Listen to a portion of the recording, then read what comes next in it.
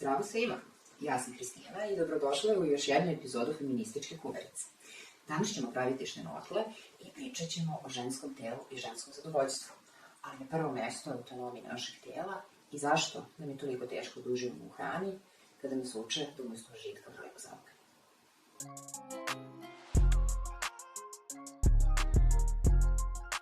Danas pravimo štenokle i dok pravimo štenokle pričat ćemo malo u odnosu koji imamo prema hrani. Jer štenokle su baš super za ovaj razgovor. One su nekako vazdušaste i nekako su lagane. Te veoma često smatramo da su štenokle dozvoljen dezert. Dok sa druge strane postoji čitav niz dezerata, čitav niz hrane koju smatramo grešnom, koju smatramo lošom, koju smatramo da nije dobro za nas. I onda se postavlja pitanje, pošto je činjenica da hrana nije ni nužno dobra, ni nužno loša. Ko nas je naučio da hranu posmatramo tako, a možda još važnije, ko nas je naučio da na taj način, kroz ono što jedemo, da li je nešto dobro, grešno, dozvoljeno ili ne, određujemo i sami sebe, odnosno svoju sopstvenu vrednost. Kada govorimo o štenoklama, ne mogu da ne razmišljam o tome kako je za mene, kao žena počela, odnosno prema hrani.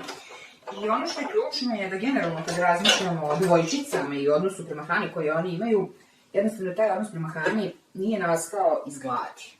To nastoji iz spoljne kontrole. Zašto? Zato što veoma često kada smo bile devojčice smo slušale nemoj to da jedeš, ugojit ćeš se, nemoj toliko slatkog, uzmi neko voće, možda je bolje da preskočiš večeru. I na taj način, umesto da učimo da slušamo sebe i šta nam naše telo govori, mi učimo na uštrb toga, što je potreba našeg tela, da slušamo okolinu. A taj glas okoline, njega baš briga za nas, taj glas okoline je zapravo glas kontrola. Kako izgleda zdravo odnos prema hrani? Pa za početak mi izgleda kao stalni odnos kontrole. Mi izgleda kao jedan stalni nadzor, mi izgleda kao jedna stalna disciplina. Zapravo, zdravo podrazumeva je zdrav odnos prema telu. Te dve stvari su uvek povezane, što znači da zdrav odnos prema hrani podrazumeva da mi slušamo svoje telo koje nam govori kada smo gladni i šta nam se jede. Ne postoji dobra i loša hrana, postoji samo hrana koja nam se jede manje i koja nam se jede više.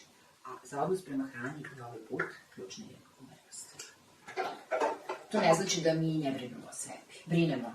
I baš zato je važno reći da autonomija podrazumeva da uživamo u hrani i da jedemo bez osjećaja krivice i srama.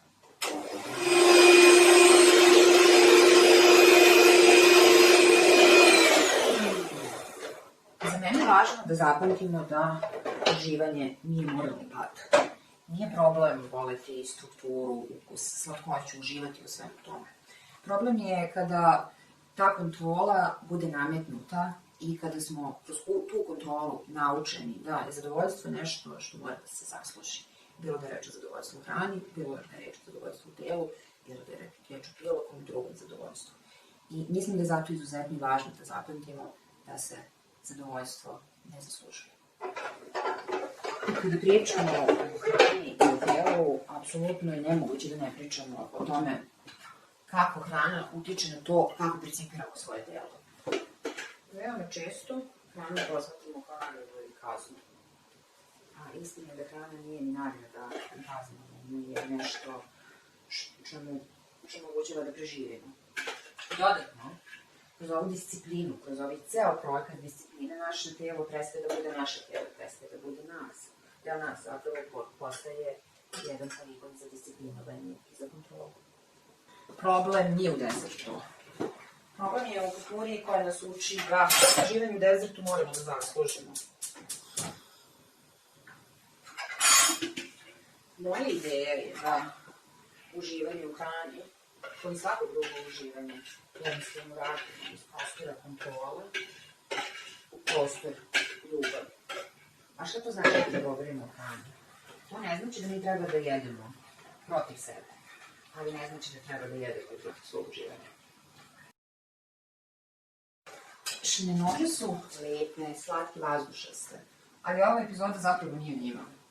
Ova epizoda govori o tome koliko smo kao žene učene da sebi uskraćujemo zadovoljstvo i da sumnjamo da uopšte imamo pravo na njega. Međutim, zadovoljstvo, ono se ne zaslužuje. I možda baš i kada je reč o hrani možemo najbolje da vidimo kako ovo izgleda u praksi. Kada pojedemo nešto što smatramo da je loše i da to nismo zaslužile, da smo podbacile.